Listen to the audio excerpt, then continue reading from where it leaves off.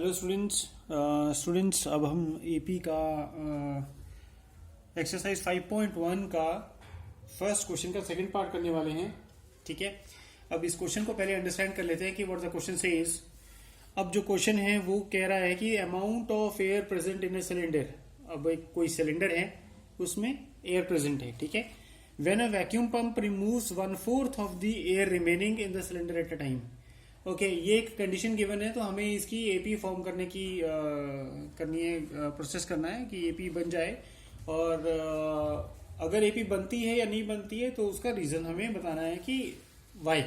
ठीक है, तो इस क्वेश्चन को अंडरस्टैंड करने के लिए देखो यहां पर ना स्टूडेंट्स अक्सर कंफ्यूज हो जाते हैं। ठीक है, तो मैं इसके लिए आपको सबसे पहले क्लियर कर देता हूं कि ये एक सिलेंडर है। This is a cylinder, right. अब इसके हम क्या करते हैं, 1 2 3 4 पार्ट्स हमने कर लिए।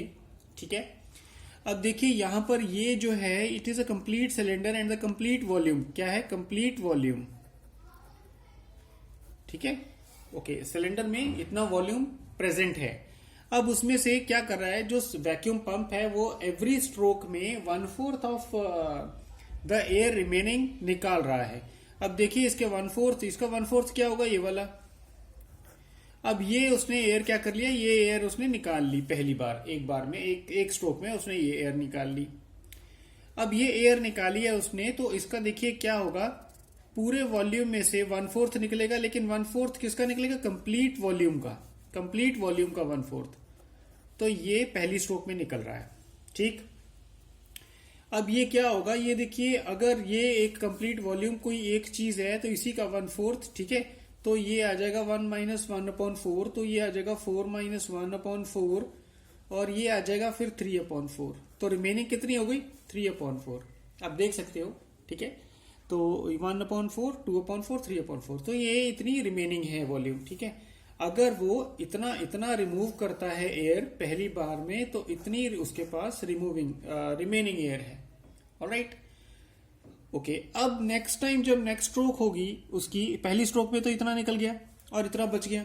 अब नेक्स्ट स्ट्रोक देखिए, इतना था, इसी का 1/4 निकला, इसी का वॉल्यूम का, कंप्लीट वॉल्यूम का 1/4 निकला, रिमेनिंग ये बचा ऑफ द वॉल्यूम। ठीक है, अब इसमें से इसी का 1/4 निकलेगा। आर यू गेटिंग दिस, इसी में से इसी का 1/4 निकलेगा, तो बाकी की जो एयर है वो बचेगी। पहले क्या था, पहले एक पूरा कंप्लीट वॉल्यूम था, उसमें से इसी का 1/4, इसी का 1/4 निकला था। अब इतनी एयर रिमेनिंग है तो इसी का 1/4 निकलेगा। ठीक है, इसी का 1/4 निकलेगा। आप समझ रहे हो, पहले इतनी एयर थी कंप्लीट, और इसी का 1/4 इसमें से निकला, कंप्लीट में से इतना निकला। अब रिमेनिंग एयर इतनी है तो इसी का 1/4 निकलेगा। ठीक है, उसके बाद जितनी भी एयर बचेगी, अब ये जो थे ये तो इक्वल थे पहले, अब इन्हीं के कंपार्टमेंट्स करने पड़ेंगे और इसी का 1/4 बनाना पड़ेगा। तो कुछ ऐसे बनेगा, ऐसे। ठीक है, ये 1 2 3 और 4, तो ये निकलेगा। तो इसका फॉर्मूला ये है। ठीक है, उसके बाद कितनी बचेगी, उसके बाद जितनी भी बचेगी उसका 1/4। तो ये इस सीक्वेंस में क्वेश्चन चलता है। ठीक है, तो ये तो था बेसिक। अब मैं आपको ये समझा देता हूं कि हम डिटेल में करते हैं इसको। तो सबसे पहले तो हम अज्यूम करेंगे, let the initial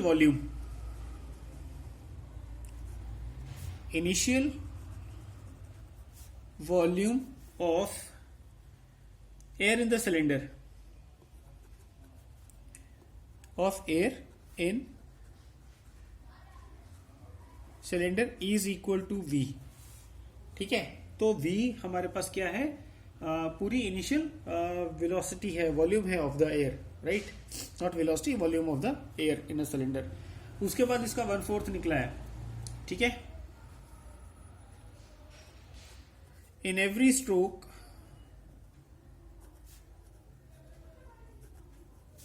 it removes 1/4 of remaining air.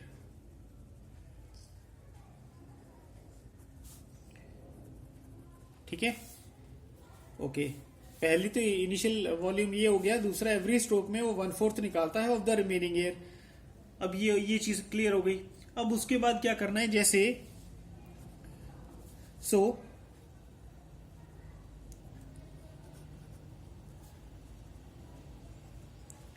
After every stroke, her stroke में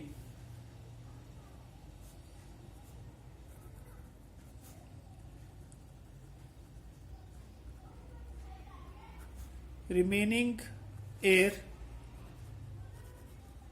विल बी 1 - 1/4। ठीक है, तो ये कितनी हो जाएगी, 4 ये 3/4 हो जाएगी, 3/4 पार्ट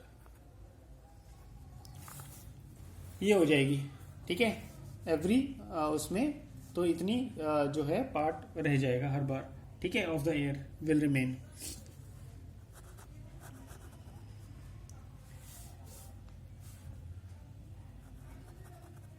ओके, अब हम क्या करेंगे इसको, देखो अब इसका सीक्वेंस कैसे बनेगा। Therefore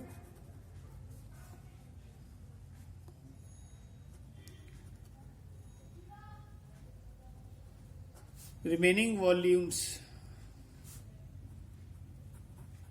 will be, सबसे पहले V आएगा। ठीक, फिर उसके बाद क्या हुआ, उसके बाद जो इसका 1/4 रिमूव हुआ तो ये बचा, तो इट इज 3/4 V।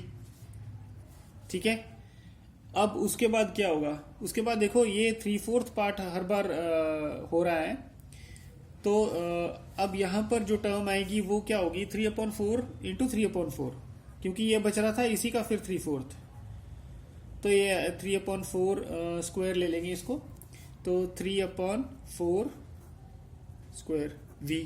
ठीक है, ये बच रहा है। उसके बाद ये एक बार और 3/4 इनमें इसमें मल्टीप्लाई हो जाएगा, तो ये क्यूब आ जाएगा। ठीक है, उसके बाद एक और बच रहा है, तो ये ऐसे आ जाएगा, and the process goes on till the air is finished up. ठीक है, तो ये हो गया इसका सीक्वेंस। ठीक है, अब हम क्या कहेंगे इसका, देखो इसमें हम ये तो क्लियरली दिख ही रहा है कि इनका डिफरेंस जो है वो सेम नहीं है। ठीक है,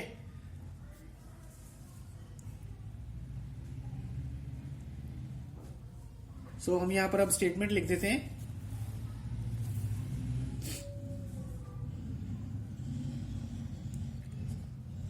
So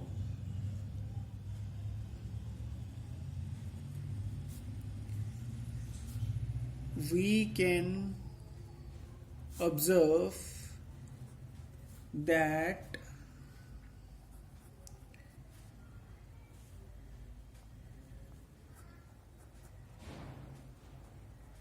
following terms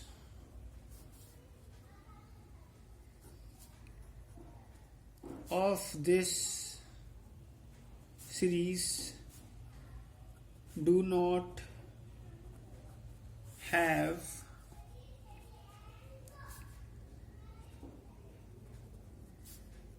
same difference, therefore it is not an AP। तो ये AP नहीं है। ठीक है, हमारा कंक्लूजन समझ किए होंगे। ओके, अब मैं एक चीज और, हमने यहाँ पर स्टेटमेंट तो लिख दिया है, देखो मुझे तो क्लियरली दिखाई दे रहा है कि डिफरेंस सेम नहीं है। लेकिन अगर किसी स्टूडेंट को कोई डाउट है कि हाँ डिफरेंस सेम कैसे नहीं है, तो मैं एक चेक कर देता हूँ यहाँ पर, which is not the part of the sum. ये क्वेश्चन का पार्ट नहीं है, लेकिन आप रफ वर्क में अपने आप को सेटिस्फाई कर सकते हैं। हम डिफरेंस कैसे निकालते हैं, ऐसे, तो टर्म 2 में से टर्म 1 निकालेंगे, तो टर्म 2 है हमारे पास 3/4 V। ठीक है, माइनस V, या फिर -1 बोलो आप, क्योंकि कंप्लीट वॉल्यूम में तो ऐसे ही कर लेते हैं, V की जगह पर 1 ले लेते हैं, it is easy for us to calculate. तो 3/4 -1, ये 4 ऊपर चला जाएगा, 3 - 4/4 इट इज -1/4। ठीक है, ये डिफरेंस आया पहली बार। फिर term 3 minus term 2, term 3 minus term 2 करेंगे, तो टर्म 3 क्या थी हमारे पास, 3/4